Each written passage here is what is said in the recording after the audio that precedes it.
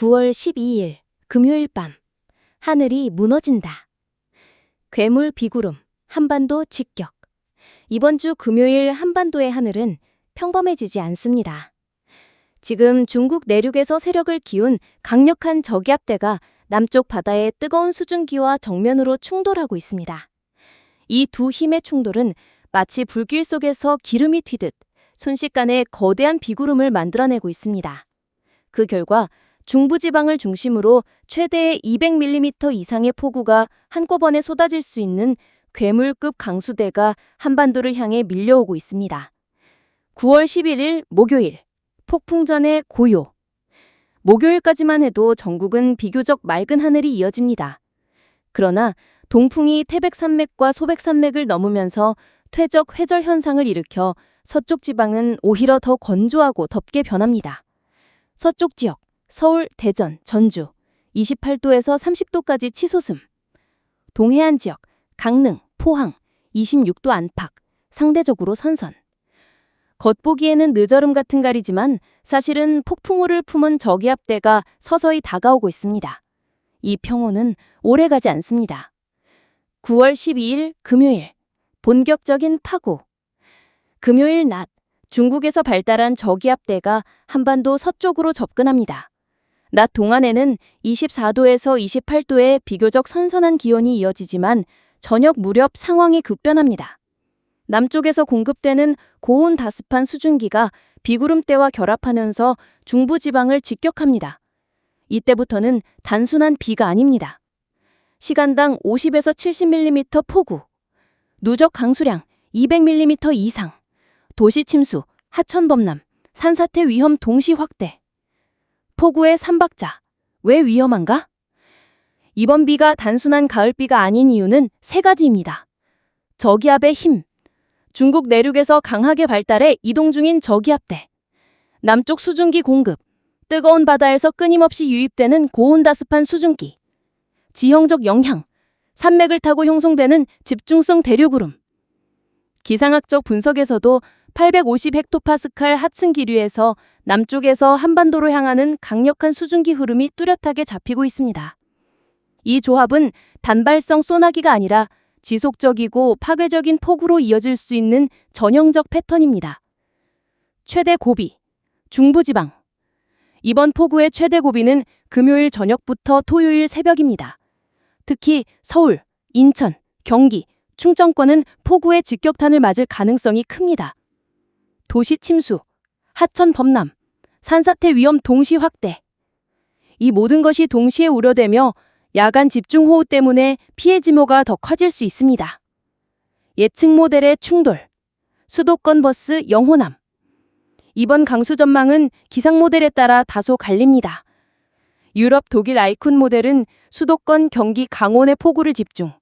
미국 GFS 모델은 수도권뿐 아니라 영호남 내륙까지 강한 비를 예측. 즉 비구름대가 어디에 고정되느냐에 따라 직격탄 지역은 달라질 수 있습니다. 누적 강수량 지도에서는 서울, 경기 동부, 강원 남부, 충청 내륙이 붉은 띠로 물들어 있으며 또 다른 시뮬레이션은 전북, 경북 내륙까지 폭우가 확장되는 그림을 보여주고 있습니다. 가뭄 해갈의 단비. 그러나 모든 것이 부정적인 것은 아닙니다. 강릉과 영동 지역은 오랜 가뭄으로 어려움을 겪고 있었는데 이번 비가 단비가 되어 농업과 생활용수 문제를 해소하는 데 큰 도움이 될 전망입니다. 결론, 폭우라는 통과 의례. 이번 금요일 중부지방의 하늘은 결코 평범하지 않습니다. 우리는 본격적인 가을로 접어들기 전에 폭우라는 통과 의례를 먼저 견뎌야 합니다. 수도권 물폭탄 시나리오, 영호남 집중호우 시나리오 등 공통점은 하나입니다. 시간당 50mm 이상의 폭우에 대비해야 한다는 것. 하수구 점검, 배수펌프 가동, 산사태 위험지대 예찰, 차량 침수 대비. 철저한 대비가 필요합니다. 9월 11일 금요일 밤, 하늘은 무너지고 강은 불어나며 도시는 시험대에 오를 것입니다. 이날 한반도는 괴물 비구름의 직격탄을 피할 수 없습니다. 9월 11일부터 19일 폭우와 일교차의 협공. 대한민국은 시험대에 섰습니다. 9월 중순 우리는 지금 계절의 문턱 앞에 있습니다. 여름의 더위는 아직 완전히 물러나지 않았고 가을의 선선함은 이미 발걸음을 들이밀었습니다. 이 미묘한 교차 속에 찾아온 것은 다름 아닌 집중호우와 큰 일교차라는 이중 위험. 이번 주와 다음 주 대한민국의 하늘은 우리에게 질문을 던집니다. 당신은 준비되어 있는가? 낮에는 한여름, 밤에는 초가을. 9월 11일 목요일, 낮에는 늦더위가 여전히 살아있습니다. 서울 대전 낮 29도. 해가 지면 서울 19도, 원주 17도. 즉, 불과 몇 시간 만에 10도 이상 급변합니다. 이것은 단순한 기온 변화가 아닙니다. 심장혈관 질환자에겐 치명적인 위험 요인이고 환절기 감기와 호흡기 질환의 주범이 됩니다. 옷차림 관리라는 단순한 문제를 넘어 우리의 건강을 위협하는 변수로 작용합니다. 9월 12일부터 13일, 전국이 물바다. 내일부터 시작되는 비는 단순한 비가 아닙니다. 수도권 30에서 80mm, 국지적 100mm 이상. 강원 내륙 및 산지 30에서 80mm, 많게는 100mm 이상.